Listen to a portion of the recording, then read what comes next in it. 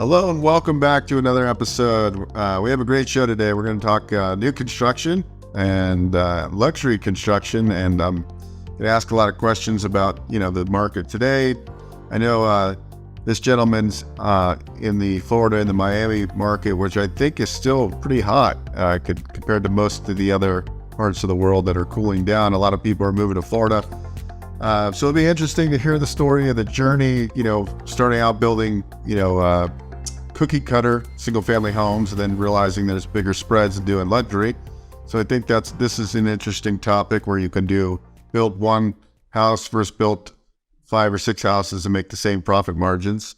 I believe the gentleman also does some multifamily, builds small multifamily properties. So that'll be another great question. He also mentors. But please meet Edwin Carrion. Carrion is correct. There you go. Said it right. Carrion. Carry on, like carry on. Okay, carry on. All right.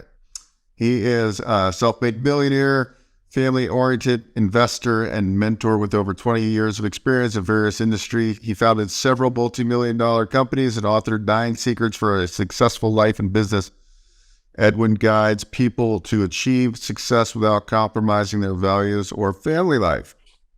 All right, that's pretty good. I'm going to you have a very extensive bio and great history. We'll dive into it. I'm not going to read it all because you got a lot of accolades. So welcome to the show, Edwin.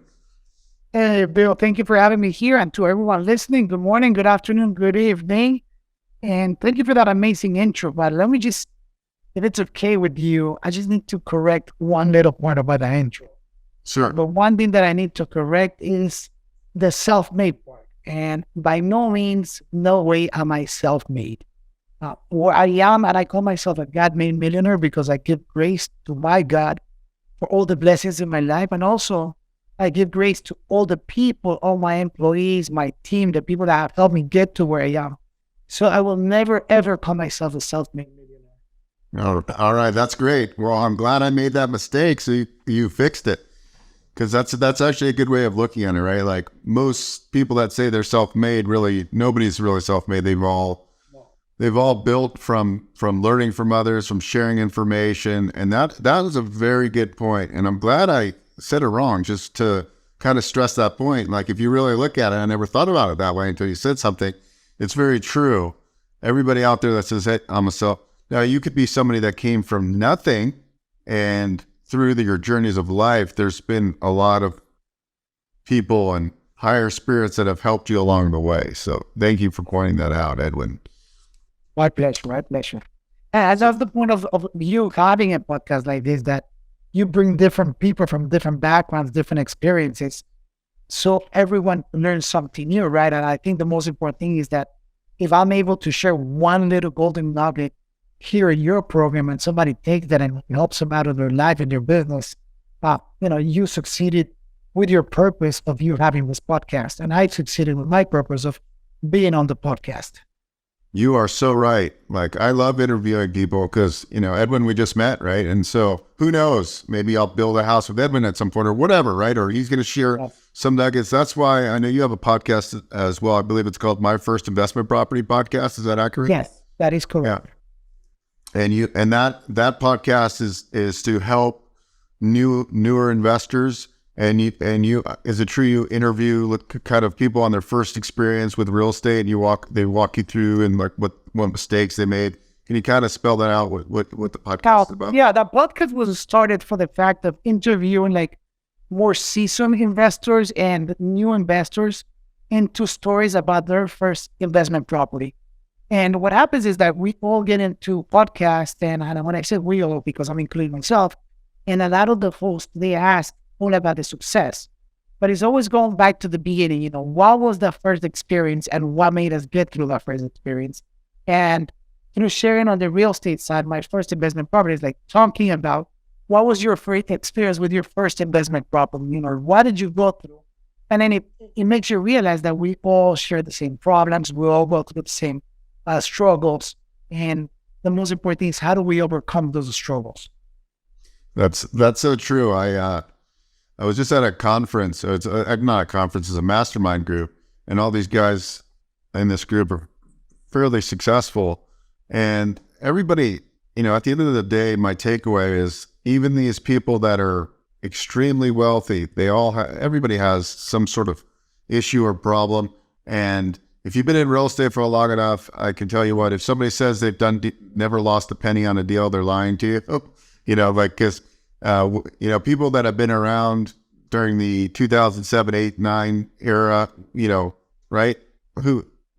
We've been around, we know what pain feels like. And so real estate is about, I think real estate, Edwin, is very forgiving, right? If you can weather storms and you got to stay in the game. And it sounds like in 2007, you had a lot of projects going on, and like the market, in Florida dropped 60%. There's no way, if you're doing new construction that you're going to make it probably, right? And that's why these big banks failed. And I think we're going into another time, right? This SVB bank and all this is going on. So what do you do for somebody's out there? Like, what do you suggest for people to do right now when there's a little bit of uncertainty in the market?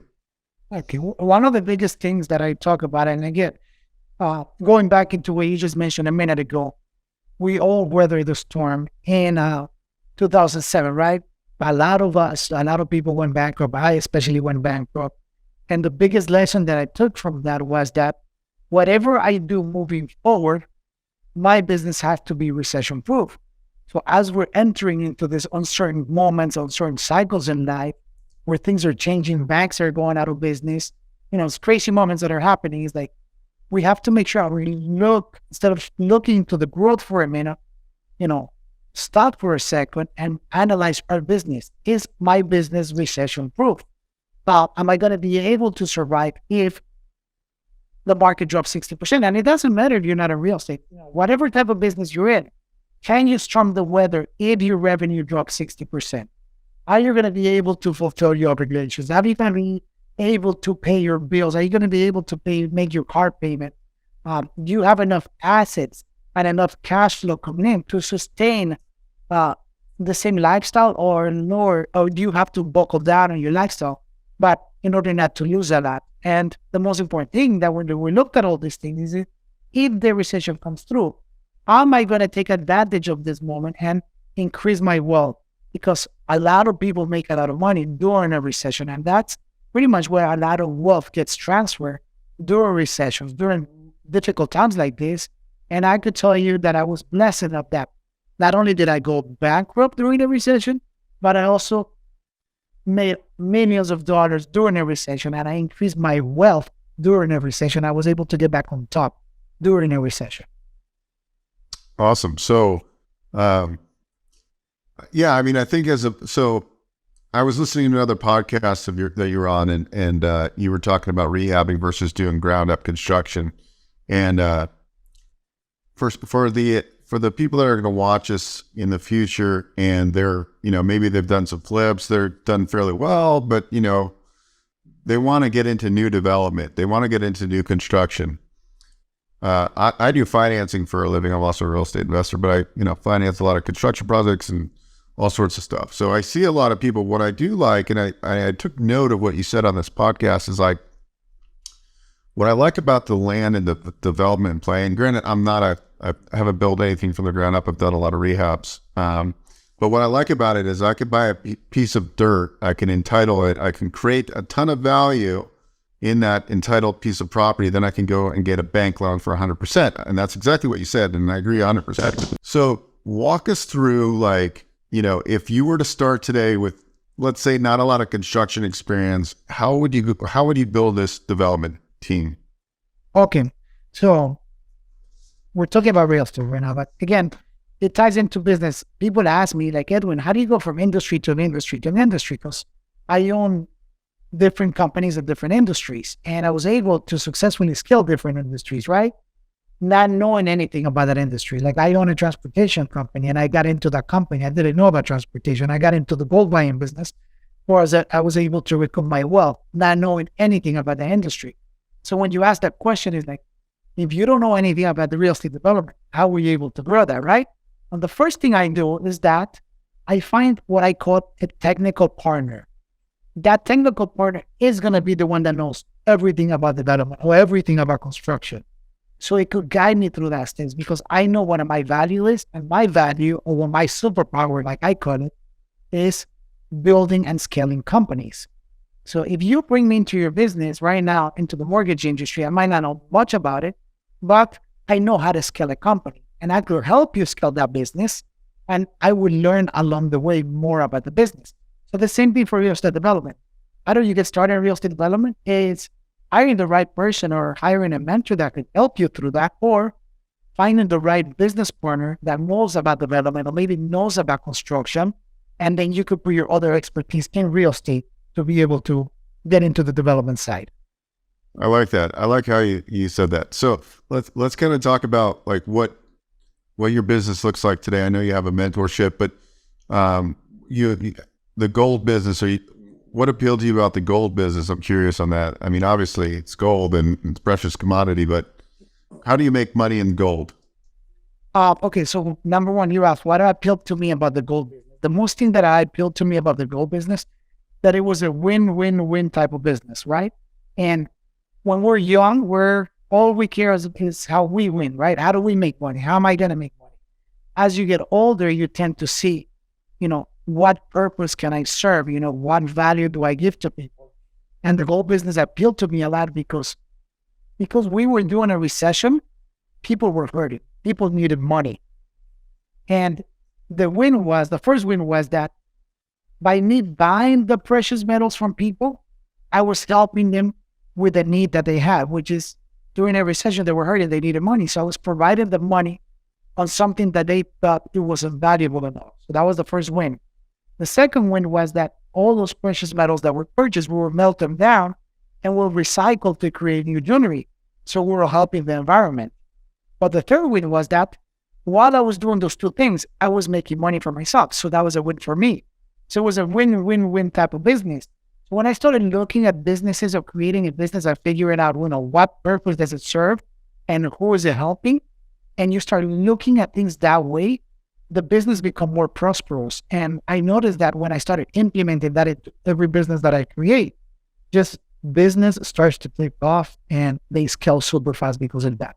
Because you're not so much concentrated on what's in it for me. You're more concentrated is that how can I serve people and how can I provide access to more people to grow so like that I could grow. What types of businesses are you in right now, and what types of businesses are you looking at that interest you in the upcoming years? Okay, so the type of businesses that I'm in at this moment that I currently own, there's 4 type of companies that I have, and each one of those serve a specific purpose. Like I mentioned a minute ago, my transportation company is my cash flow business. That business serves me with my day-to-day cash flow in order to pay for all my expenses and everything else. And I have my real estate development company where we focus into high-end luxury building and low-end multi-family projects. And that business is my wealth creation vehicle. So pretty much the hard money that I earn on the transportation company, it comes over here. A percentage of that comes into the development side, and I continue creating my wealth through real estate development projects. And from there, I take some of that money and invest it into my technology company where we invest in the Forex market. And that one is called my passive income, meaning it creates passive income with that. It works, it makes my hard-earned money work by itself instead of me having to work for it. And I don't see the returns that I personally get on my own, but at the end of the day, they're returns that I don't have to work for. And I didn't like that part. And a lot of people don't understand that. Yes, you can make 100% return on investment working on it, but if I'm getting 10 to 15% return on investment without me having to do anything, it's okay, because then it comes to a time that you have some excess money that you really could just let it run by itself. So you start having those multiple income streams that people talk about. And my last one is my God-given talent, whereas to mentor and educate people and help them scale their companies, help them grow their businesses, help them become real estate developers, and teaching them how to live a fulfilled life like I do, how to live life to the fullest like I call it. And I'm very fortunate enough that even though I run 4 companies, I am only working like around 20 hours per week. And it's learning the process of how do I scale the company, how do I let it run by itself, and how do I live my life the way that I want it. I don't enjoy life. So when I die or I'm about to die, I don't look back and I said, I should have done that. I could have done that. I was like, wow, Edwin, you have such an awesome life. You did all of this. You help all these people out. You kind of created a legacy. But one of the biggest things that I did on the mentoring side is that when we finish that mentor-mentee relationship, I become a business partner or an investor in whatever they have going on, whether it's real estate development or whatever type of business they have going on, because people don't grow when they invest into mentoring programs because they have the fear of continuing forward. They have the fear of taking action. But if you have someone that invests in them, now is telling them, you know what, I believe in you. So now they're more likely to take action and continue forward with that. So that kind of creates that legacy. And once they become successful, they teach other people how to become successful. Hi, this is Beau, host of the Investor Financing Podcast. Are you a real estate investor with properties and you're trying to figure out how to refinance or grow your existing real estate business? Need some clarity and a game plan for moving forward? I'm offering a free strategy call where we dive deep on your real estate investing goals. I'll help you come up with a strategic finance plan that will help you get to where you want to go. Whether you've got a portfolio of 30 properties or you're starting out with your first property, I have a framework that has helped many investors grow. If you're interested, book a call below in the Calendly link. So, just curious question is your transportation business, is that like a Toro type of business or is it like a limousine or exotic car? I know it's a freight company, and Okay. we transport refrigerated goods throughout the northeast of the United States with the Got it. transport trainers. So you go pick up stuff at a cold storage and move it to a grocery store or something like that with the freight. Yes, exactly. Okay. Yeah, very good. That's an interesting business. And how did you like stumble into that business out of curiosity? There was a business opportunity. I sold my last company, so I already had 2 exits, and I sold my last company. I was retired for the second time before I was like around 37 years old. And Wow. I told my wife I was going to be a stay-at-home dad, and she gave me this whole honey-do list, which I realized that I'm like, you know what, honey? Being a stay-at-home dad is a lot of hard work, and I really started valuing more the job that she did as a stay-at-home mom because it's very tough. And, it's extremely tough, and the job women do, it's amazing on that, and I applaud every single one of them for that. And I said, let me figure out. I'm going to figure what I'm going to do next. And then sure enough, the moment that I opened myself up for opportunities, this one opportunity came my way, and it was a transportation business. I loved the business model. And the moment that I looked into it, I'm like, okay, because every time I look at a business, I know how I think of how can this be huge? How can this be scalable? And that business was extremely scalable, super easy to scale. And the person that was running the business at that time was making good money. And I told him, that if you were to die today, the business will perish. Like there is no more business. Like your family will be left with all this debt. They wouldn't be able to pay the bills. Like they have to go fend for themselves. So you have to scale this company so it can run by itself. And something happens to you, it's okay. You want to take a week off vacation, a month vacation, you could do it. So that's exactly what we did. He told me he's like a partner up with me. He told me how much he wanted for the company. I bought the company and we grew the company. And we got into the Inc. 5000 in 2 years. Wow, that's awesome. Yeah, I think there's a lot of so I do a lot of SBA financing where I work with the different banks, and so I'm seeing a lot of like business acquisition right now. There's a lot of older people, I guess we'd call them boomers, right? And they want to retire, but they have no plan to do what their business is, and so everybody's trying to buy these businesses. And what I realized is that these, like I was just talking to a gentleman yesterday who has a tree trimming business, and he bought it for $4.2 million. It did $3.5 million in gross revenue. Now it does $6.5 million 3 years later. This year he's going to do $10 million in gross revenue. And I'm like, this is a freaking tree trimming business. Like there's so many riches in the niches, which is exciting. I think with me, I was starting to look at different businesses to purchase. It's like, whatever I do, I don't want to buy a job, right? You you got to put the systems in place. And I like how you said, did you say it like in the construction company, getting a technical person or a trade, like you got to get somebody in that seat or hire a mentor who's going to teach you how to get somebody in that seat, right? That's the real key to scaling. Can we talk about, kind of the things that you do to scale these businesses? Like when you go into a business, like it seems like you've got an extremely creative mind, right? You'll go in, but being creative is one thing. You have to be able to implement, right? And in order to scale. So can you walk me through like how you look at how you can grow things and like little progressions that somebody is watching this as we edit this podcast episode, they can take little nuggets away and say, hey, I got to start looking. Well, first of all, I want to go back and say, I liked how you do your buckets. You have your cash flow business, you have your legacy wealth business, you have your passive business, right? It's like amazing. And then you have your give back business, which is your mentorship. So I like that framework, by the way. I'm gonna use that. But going back, let's talk about scaling businesses, kind of like some steps and some things you've learned over the years. Okay, so scaling a business is really simple, right? It doesn't take the genius to scale a company, but the most important thing is like knowing what steps to take or knowing what route to go. And to me, the first thing that I do when I start with a company or when I start mentoring somebody on scaling their business, I have to figure out okay, how can this company run without me having to work? Because I always tell people I don't like to work, right? And people think that as a joke, but it's seriously, I don't like to work.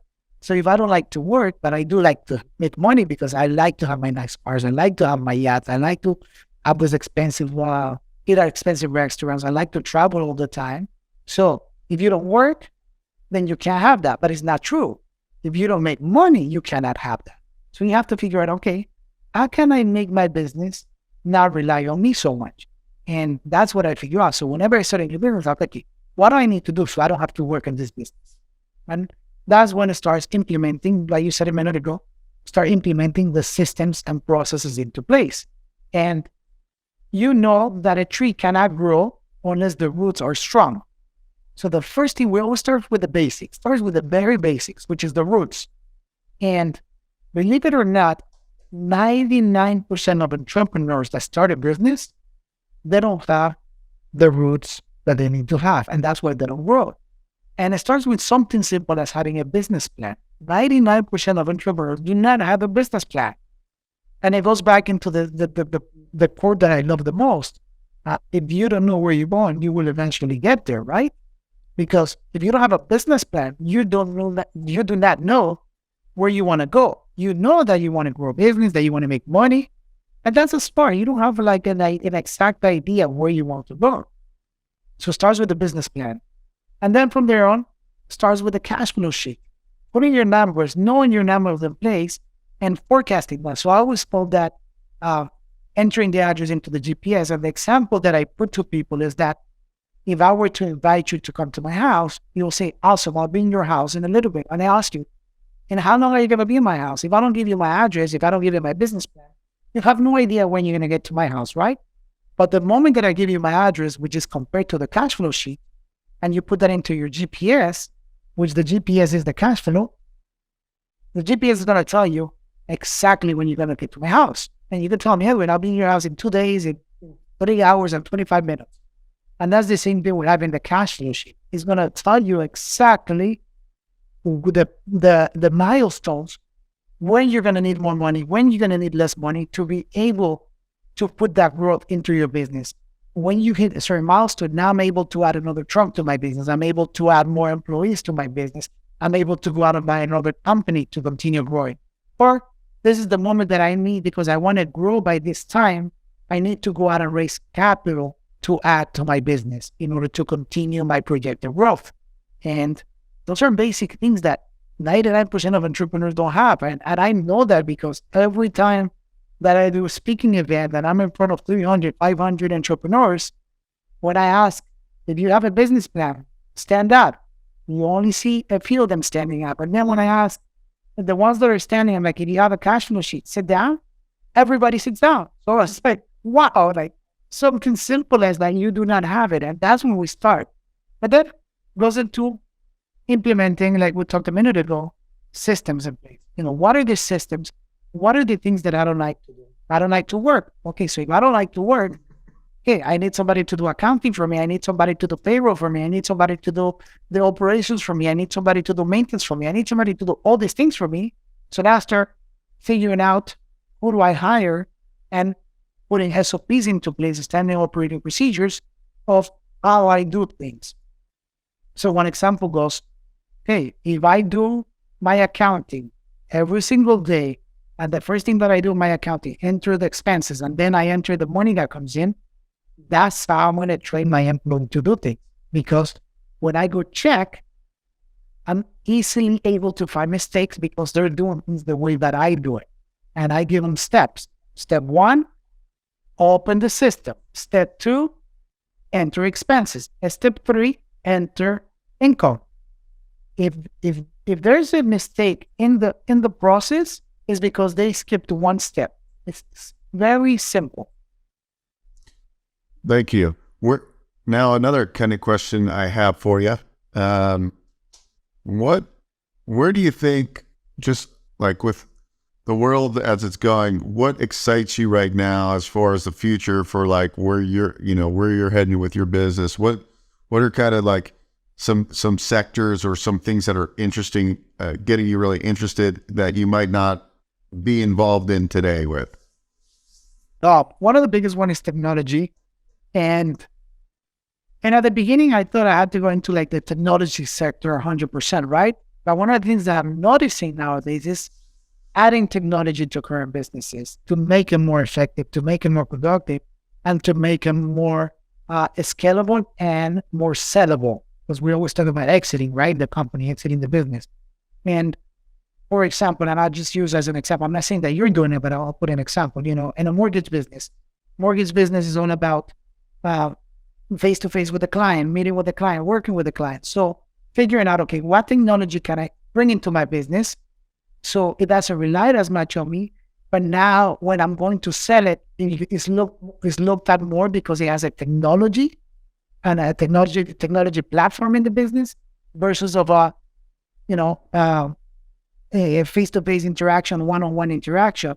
And the moment you create that technology base into, or the technology platform into your business, now it makes it become worldwide because now you could attract people from all over the place, and it's looked at by investors as a more sellable company, as a higher value company, versus as a limited area type of company that you only do this type of business in a certain area. You're stuck. It's almost like a SaaS company, right? Yes. That's interesting because we're building something just like that. Not in the residential space, but in the SBA financing space. So I that's awesome you just said that, because I'm like, yeah. Why are you going the right way, right? Now you realize you're doing something right. There you go, right? No, I like how, I think I listen to a lot of people, and a lot of people are buying these mom and pop owned businesses, right? And they're doing exactly what you're talking about. They're putting technology into it because the mom and pops didn't have websites. The mom and pop businesses didn't, you had to like drop your check off through the mailbox, and like they didn't take automated payments. It's like, you got to embrace the technology. I think you're right. That's like the way. I mean, if you can figure that out in multiple lines of businesses, there's huge opportunities. So thank you for sharing that. And let me share a little example of that too, because when we talk about this mom and pop shop, so my wife's father, he owned a Christmas tree business. Every year, he'll set up right on Thanksgiving to sell Christmas trees and wreaths and everything else in North Carolina. And he will never take credit cards. He will always take cash. And he had a couple of people working with him, and the tips were very low because when you have cash, that's all you have. You're limited to the amount of money that you have. So I had to talk to him and tell him, you need to start taking credit cards because there's people walking away because they don't have cash and they don't want to go to the ATM now. And if I come to your business and I find the perfect tree, but I don't have cash and I have to leave, and I'm driving down to the ATM and find another place and I stop and they take credit card, I'm going to buy from them. So finally, excuse me, I got him to implement credit cards on me. And on the credit cards I put the tip option, and we started at 15%, 15, 20, 25%. At the moment that he started using credit cards, his sales, number one, he was able to track his sales. something that he wasn't able to track real time when he was doing the cash part. Number two, his tips, profits went through the roof because now he knew that the average tip per night per person was like around $100 to $150. So all these revenues increased because now he was tracking and he was using the technology into a business that back in the day, nobody wanted the technology into that. And he was able to add additional products and upsells to the business to create more revenue.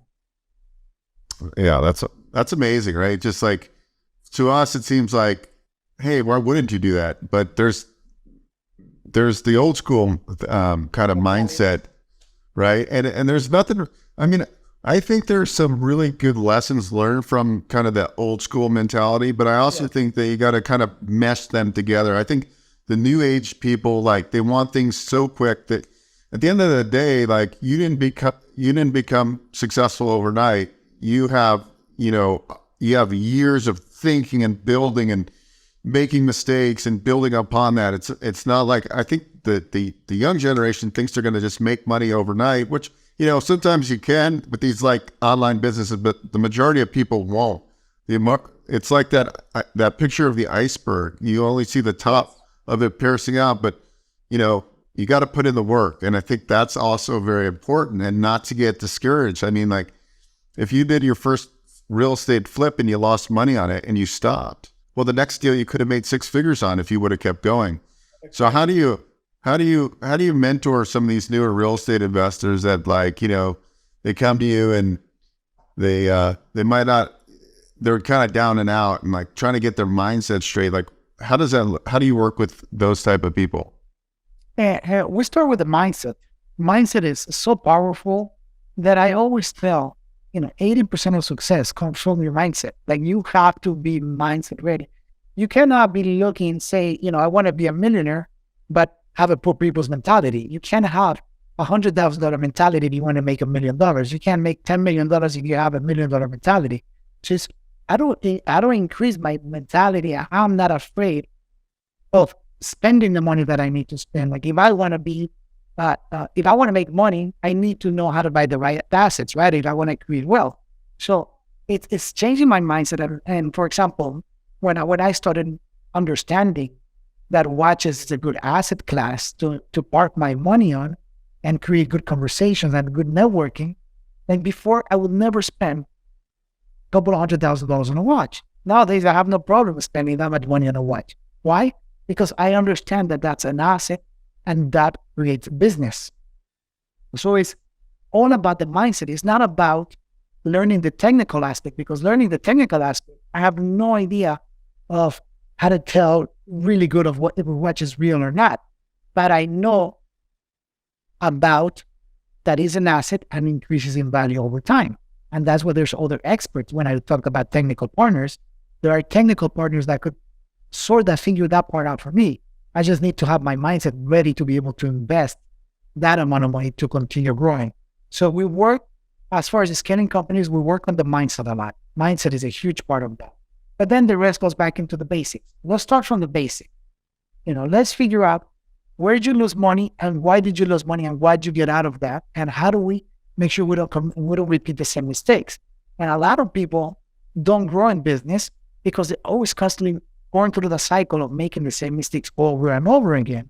And do we understand? Did we learn from the mistake? I understand. And that's why I went bankrupt. I went bankrupt, number one, because I was chasing money, which is the wrong thing to do. And number two, because I was extremely over-leveraged. Am I over-leveraged now? No. Am I chasing the money now? No.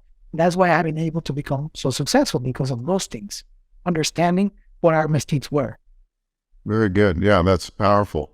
Well, Edwin, I could continue to talk to you all day because I think this is a great conversation, but I know you're a busy guy and you got things to do and people to see. So, Edwin, where can people follow you and get some insights, get maybe your podcast, your website, that kind of thing? Yes, the best thing to follow me on my social media channels, Edwin Carrion 78. But I always tell everyone, go to my website, edwincarrion.com. Download a copy of my free book, which is 9 Secrets for a Successful Life and Business. And we'll get connected from there and become an asshole. If you have a question, just ask. That's You, as much as me and as much as you, that I know that if somebody reaches out here to Instagram or in Facebook or through social media with a question, we're going to answer. Eventually, we're going to answer, because to me, it's about how can I provide value to people and how can I help people grow to the same extent that I grew. very cool. You got to show me how you share that, because I never knew you could do that, and that's pretty freaking awesome. Anyways, see, there's at least one nugget, right, amongst the other 100 I got today. Thank you, Edwin, for an amazing podcast and episode. I can't wait to get this edited and put out into the social media outer space atmosphere. But you have a great day, and thanks everybody for watching. I know there was a lot of nuggets dropped here, so we'll see you on the next episode. So thank you for having me. Have a blessed day. Take care. Hey guys, Beau here. If you enjoyed what you saw, please subscribe to this channel. We talk all things financing. I've been in the lending industry for over 20 years, and I'm happy to answer your questions and provide great content.